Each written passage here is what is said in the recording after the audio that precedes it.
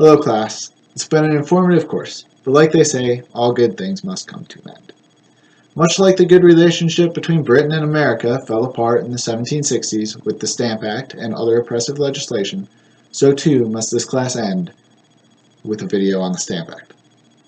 The Stamp Act is a seminal event in American history.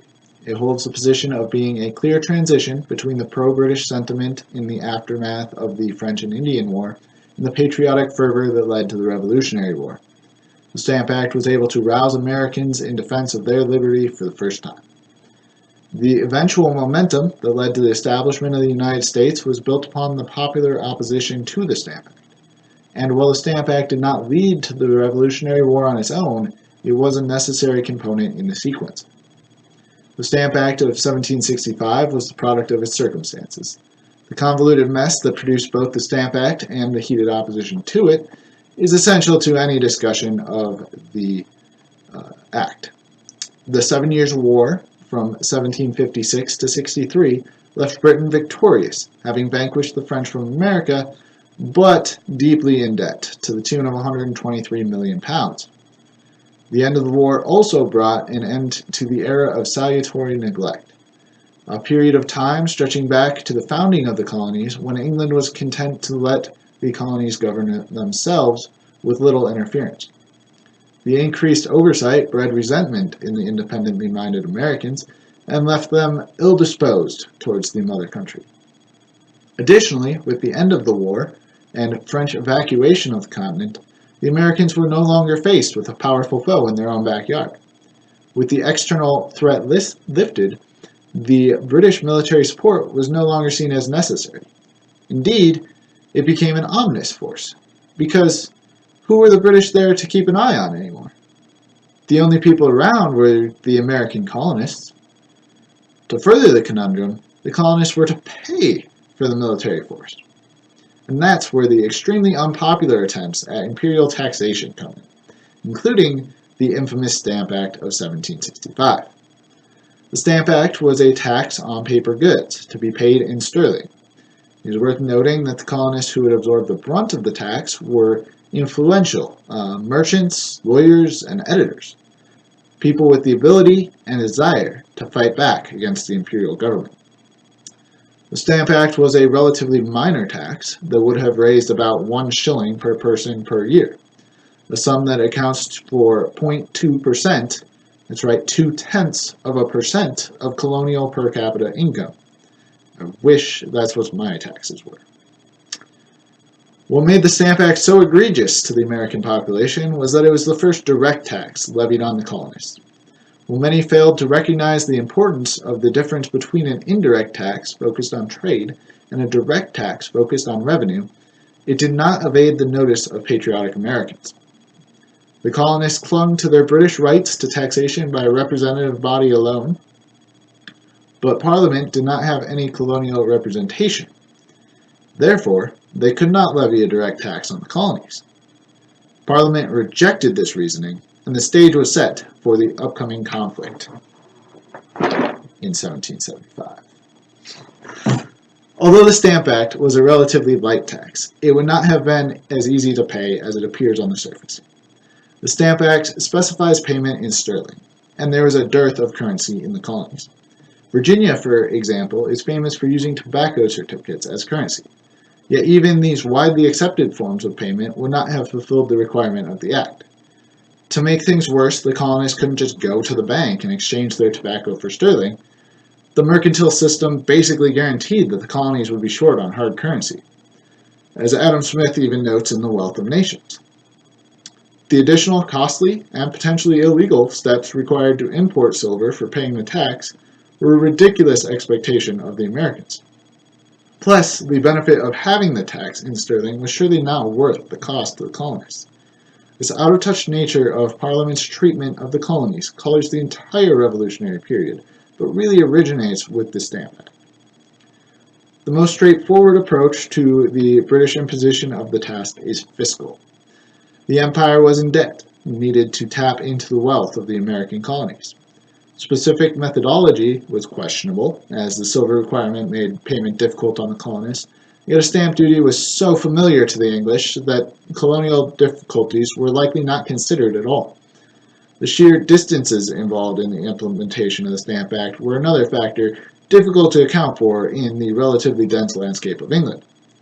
The Atlantic Ocean separated the American colonies from British officials, but even once in America, the combined colonies were larger than England, and add in the sparsely populated nature of the frontier and less formalized government apparatus in America, and the logistics of administering a well-thought-out tax becomes exhausting, let alone a poorly conceived one.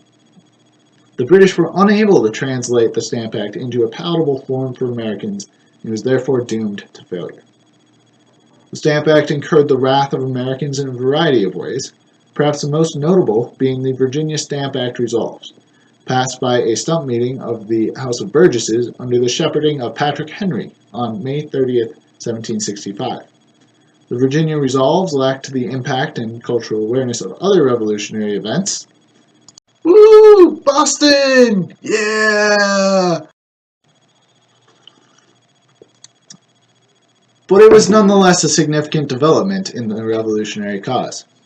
Indeed, the Resolves were one of the most important keystones in establishing the colonial stance in the burgeoning struggle with England. The Virginia Resolves were quickly disseminated throughout the colonies and became the platform for discussion on the relationship between America and Britain, with a focus on taxation. The Resolves are as follows. Resolved, that the first adventurers and settlers of His Majesty's colony and dominion of Virginia brought with them and transmitted to their posterity and all other His Majesty's subjects since inhabiting in this His Majesty's said colony all the liberties, privileges, franchises, and immunities that have at any time been held, enjoyed, and possessed by the people of Great Britain. Resolved, that by two royal charters granted by King James I, the colonists aforesaid are declared entitled to all liberties, privileges, and immunities of denizens and natural subjects to all intents and purposes as if they had been abiding and born within the realm of England. Resolved, that the taxation of the people by themselves or by persons chosen by themselves to represent them, who can only know what taxes the people are able to bear or the easiest method of raising them, and must themselves be affected by every tax laid on the people, is the only security against a burdensome taxation and the distinguishing characteristic of British freedom, without which the ancient Constitution cannot exist. Resolved, that His Majesty's liege people of this his most ancient and loyal colony have without interruption enjoyed the inestimable right of being governed by such laws respecting their internal policy and taxation as are derived from their own consent, with the approbation of their sovereign or his substitute, and that the same has never been forfeited or yielded up, but has been constantly recognized by the kings and people of Great Britain. Resolved, therefore, that the General Assembly of this colony have the only and exclusive right and power to lay taxes and impositions upon the inhabitants of this colony, and that every attempt to vest such power in any person or persons whatsoever, other than the General Assembly aforesaid, has a manifest tendency to destroy British as well as American freedom. This fifth resolve was hotly debated, and ended up retracted the next day by a more complete assembly as too radical. However, there were additional resolves that were printed and spread throughout the colonies, but never put to the House of Burgesses. These include, resolved, that His Majesty's liege people, the inhabitants of this colony, are not bound to yield obedience to any law or ordinance whatever designed to impose any taxation whatsoever upon them, other than the laws or ordinances of the General Assembly aforesaid. Resolved, that any person who shall, by speaking or writing, assert or maintain that any person or persons other than the General Assembly of this colony have any right or power to impose or lay any taxation on the people here shall be deemed an enemy to His Majesty's colony. Obviously, the resolves become more radical and provocative as they progressed. The radical nature prevented adoption of the last few in Virginia, but they still shaped debate throughout the colonies, and the more radical resolves became a rallying cry for the more radical patriots. The Stamp Act resolves became the base of the platform of the Stamp Act Congress. The Congress consisted of delegates from 10 of the colonies to consult together on the present circumstances of the colonies.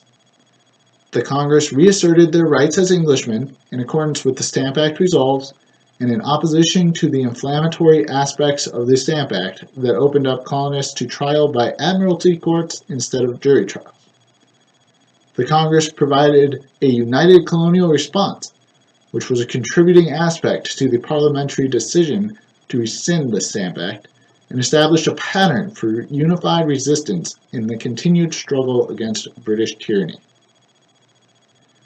As crucial as the Stamp Act was in the revolutionary timeline, it is important to note that opposition was not universal, nor was tyranny always resisted for the same reason. The Americans were not a single homogeneous group. Even the individual colonies weren't completely unified. The Founding Fathers were a small group of representatives, and no minority groups were represented in their ranks. The fractured views of the colonial groups serve as a reminder, when discussing broad societal movements, that generalities are imperfect. There were supporters of British authority and many people who were indifferent to the Stamp Act, some of whom later became deeply committed patriots. The average person may not be captured effectively in the history books, but they generally followed the colonial leaders who are extensively documented. The colonial leaders were mostly lawyers, merchants, and editors who hurt the most from the tax, and naturally their opinions were disseminated widely. The printers had an especially powerful voice in the Revolution, and the power of a developing free press was on full display. The press was able to spread ideas and news of events into other colonies to aid in a united response and spreading outrage. The Stamp Act Resolves and Common Sense by Thomas Paine are both great examples of the efficacy of the press in the ideological struggle surrounding the Stamp Act. The press was a key component in raising popular resistance, including the famous Sons of Liberty, through a common tactic of equating the Stamp Act with slavery. The American people would not stand to be slaves, and therefore rose up in violent protest against the British oppression that would enslave them. The tactic was highly successful, and mob violence was probably the most effective force in convincing Parliament to rescind the tax.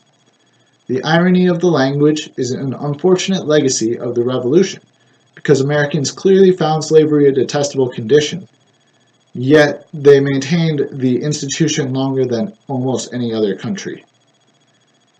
In summation, the Stamp Act was a galvanizing force that began the process of uniting the colonies against Britain. Without the initial resistance provided by the Stamp Act, the revolutionary debate would have lacked a platform, connections, and even language. Although the British position can be understood, their refusal to accommodate the colonies during the Stamp Act crisis would also lead to stubborn intransigence later. It is fair to say that without the Stamp Act, American independence would have been significantly delayed, if not entirely prevented. I hope you enjoyed the presentation. Merry Christmas.